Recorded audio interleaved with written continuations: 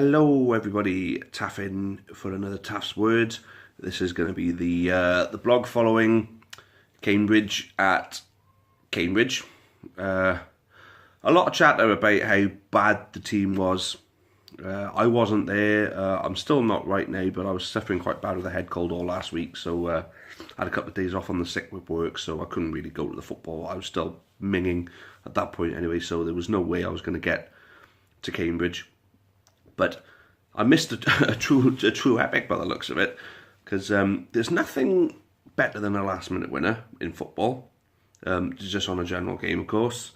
But then at the same time, it's even sweeter when you were the second-best team, and you know that your team have managed to pull off a win that they didn't even deserve. Now, the amount of times as Newport County supporters, we've seen ourselves be the better team and lose the game, or get pipped for a draw in a game that the team weren't even in. This is just a nice turn of events for us because, you know, we've managed to win a game with being second best, which is something we haven't really done much since we were, since we had Justin Edinburgh as manager. Justin Edinburgh knew how to get the team to grind results out without playing great, and there we go.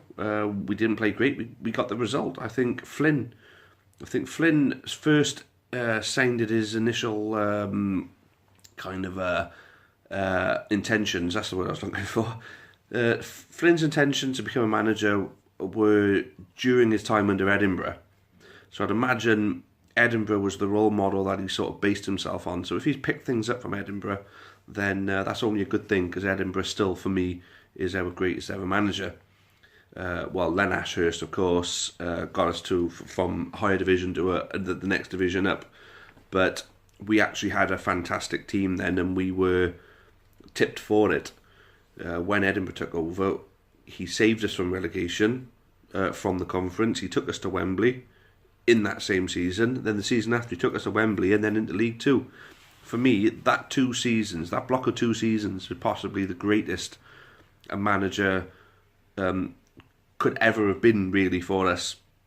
Obviously, I can't go as far back as past the 70s or whatever, because there's no way. I wasn't even around in the 70s and 80s, let alone back then. So I don't really know the memories of then. I mean, I might be corrected by some county fans who are a lot older, who were going back then. But to be honest with you, Justin Edinburgh, if not but one of the greatest managers that we ever had. And if Michael Flynn has sort of moulded himself from Edinburgh, then I think that's come up great for us, and it's something that I'm particularly happy about, because going forward now, I feel like we got stability, we got momentum behind us, we got a team that we can potentially keep together, starting with, and somebody would have seen my Facebook post is basically, whatever it takes to get Lombardi to sign a goddamn contract with us, do it. And it's as simple as that.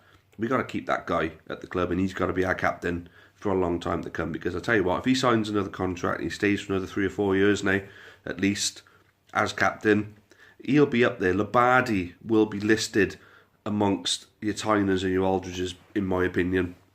Because for me, he's head and shoulders above anyone I've ever seen for the county. And that's including your likes of Alex Gilby, that's including your likes of Lee Evans as central midfielders, that's including your Max Porters and Lee Minshells. But we've had some great centre midfielders over the years at county. Like Chapman was obviously great, Mark Byrne was obviously great. But for me, Lombardi is just that next step up from all of them. Obviously, Alex Gilby's gone on to do great things. He's I believe he's at Wigan now, and that's good for him. And so is Lee Evans on loan from Wolves at Wigan. But the fact remains, for me, as far as, because Lee Evans has moved on, I mean, to the level they were at the time, that's basically what I'm saying. Lombardi is, for me, the best midfielder I've ever seen play for the county. One of the best players I've ever seen play for the county, if not the best player I've ever seen play for the county. We got to sign that guy up as soon as possible, because we can't lose him. We keep him, and we'll keep going forward as a club on the pitch. Off the pitch, there's a lot of things going on, and obviously we've got the elections coming up. And this video will follow with a detailed sort of outline on everybody's manifestos. I have gone through everybody's manifestos. I do have some opinions on them, but what I'm going to do is not express my own opinions as much. I will throw in my word on it. That's the whole point of this, is Taff's word. I will put my opinion, my own sort of feelings out, but not to the extent that I would usually, in a regular conversation. I'll make it as an informative kind of thing for those of you who are quite undecided, and hopefully to guide you in the right sort of direction when it comes to voting. So the future of the football club for me is looking better, although there are a few things that we do need to fix, like the board that we got on the SDR road, just over the new bridge. Unfortunately, it still says we're playing Cambridge next on Sunday, which, no, that's not true. We're now playing Lincoln on Saturday, and if it's costing us to have that there, which I'd imagine it is, then someone needs a good kick up the backside to say, look, get that sorted. And I mean, fricking now, because if it's costing the club money and then they're misadvertising who we're playing, people could be driving past and think Cambridge on the 6th of December, hold on a minute, that was ages ago. I mean, who are they playing next? Someone who may be curious enough to want to think, I tell you what, I fancy going over there on Saturday. If it actually said we're playing Lincoln on Saturday the 23rd, we're playing Lincoln. Oh, fancy that. But until it says that, no one's going to have that kind of reaction from seeing it. So get it fixed. There's a few other little things, like there was no Christmas do. Where was the Christmas do? If someone can answer that question, I'd be very curious as to know why there was no Christmas do. I think every single club would have had some sort of Christmas do, some sort of event to try and make the club a little bit of money. Give the fans an interactive sort of experience with the club at Christmas. Nothing, absolutely nothing. And it's something that was strenuated in the supporters partnership meetings very early on. It's something I strenuated personally, that before the season starts, our Christmas do has to be organised, booked and done and dusted, and we've got to start selling tickets. And that is before the season starts. Then we got to have an end of season party, and that needs to be booked up and done and ticket selling before Christmas. Or by Christmas, we have to start selling tickets for the end of season party. We have to have everything done. We've got to be on top of this sort of stuff, because this is the sort of things, right? These are the sort of things that can make that extra bit of money for the club and engage the supporters really well. Unfortunately, it's just something that's not being done. But with the new guys coming on the board, hopefully that sort of stuff will be getting done. So I still have a bit of faith in that. I think we can let them off one more season, but next season it has to be done. It has to get done, and there's absolutely no excuses for it. So there's that. Unfortunately, as much as I've defended the shop, and I defend the volunteers, I'll defend them to the hills, because they do a cracking job in considering they're not getting paid, and it's a really difficult job to do, just by yourselves. And the thing is, it's saving us the money of having to pay someone to do that job. Whereas there's just so many things, that gaps in potential of stock. I mean, apparently it wasn't deemed financially sound to order calendars because not enough of them were sold last time. And well, there are people that want to buy that calendar every year. So find a deal with someone who can produce them, even if it's a smaller markup. Just get them out so people are happy, because the last thing you want is to give people a reason to moan.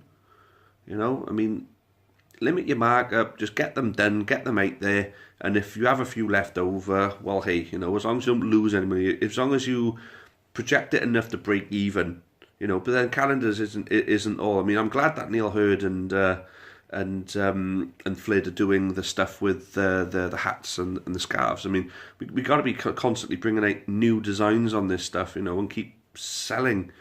People will buy. You keep bringing out good-looking merchandise, people will buy it. With a Football League club, even people from other clubs will buy it.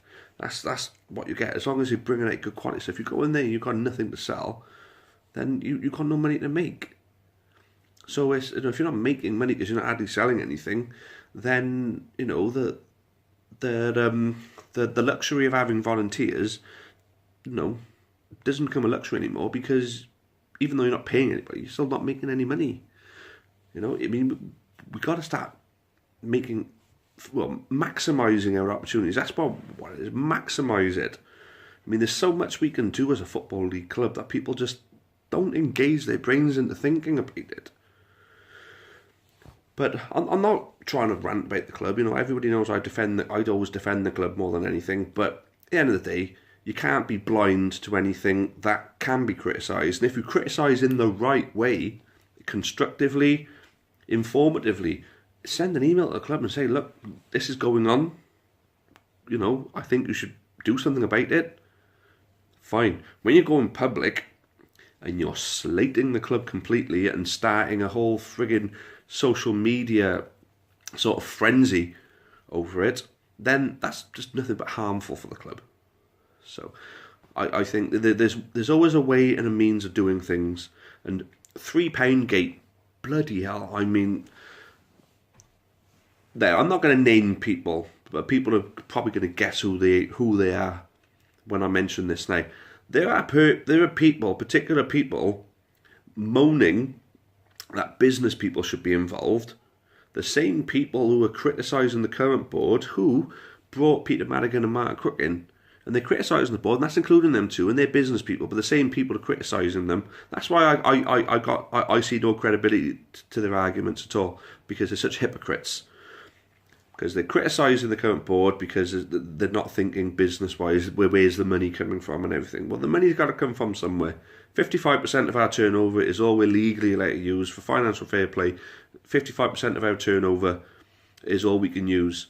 So if our current squad, which I believe is going to be setting us back about 1.1 to 1.2 million a year on the budget, that means that has to be 55% of our turnover. But then our costs, because the costs of running the team are wrapped up in that. So for me, the club should be turning over 2 million, or projected to turn over 2 million a season. So I don't know what I'm missing there. How can people question where the money's coming from? Well, I don't know. But like I said, the same people criticising the board for not having business people. Peak demand pricing is basically what they've done with Leeds, even though they've subsidised that with the earlier rounds, obviously making them cheaper. Peak demand pricing is a typical business strategy to have when you think, right, this is something we can make a little bit of extra money out of. So why not? It's £3 to watch your team play Leeds. You're only paying £3 less to watch your team play teams like Morecambe and Barnet and Accrington. And now you're going to pay just an extra £3 to see them play Leeds United. I mean, come on, £3. It's just another excuse. Another excuse to criticise this club and the board. Going on about being fan zone. This is how you treat the fans who raised all this money and everything like that. Well, yeah, the fans raised all that money to become owners. We're the owners now. We got to subsidise the club, and I've said this so many times before. We're the ones who've got to be the benefactors here. And if paying an extra £3 for our Leeds ticket is our way of doing that, then so be it. Absolutely. But anyway, there we go. Club's on great form. Doing really well. I'm expecting a minimum of a point out of the Lincoln game. Lincoln doing pretty well, but I think at home we should be looking to beat anybody who comes to Ronnie Parade. So I hope we're going to go for the win. I hope if we do go 1-0 up, we're not going to sit back. We've got to get that second goal. We've got to learn to get that second goal. When we're 2 goals in front, I think we're safe. I don't think we'll concede too many goals if we don't go into complete meltdown like we did against Carlisle or Barnet. There we go. So anyway, nearly 15 minutes of this one. So we've got Lincoln coming up, then away at Cheltenham, then home to Exeter, and then Leeds. 4 pretty decent games to look forward to. I think we get the win against Lincoln. I think we could win at Cheltenham and get a draw at home to Exeter. I think we get 7 points. We'll be sitting in the playoffs for the new year, going into the Leeds game, high-spirited, and I think we will give Leeds a very good game. I can't say we can expect to beat them, but hey, you never know. It's football at the end of the day. Anyway, thanks all for watching. Hope you enjoyed it. And like I said, following quite soon, you'll see an in-depth sort of analysis on everybody's manifesto, so look out for that. Anyway, thanks very much, guys. Up the county. Cheerio for now. Thank you.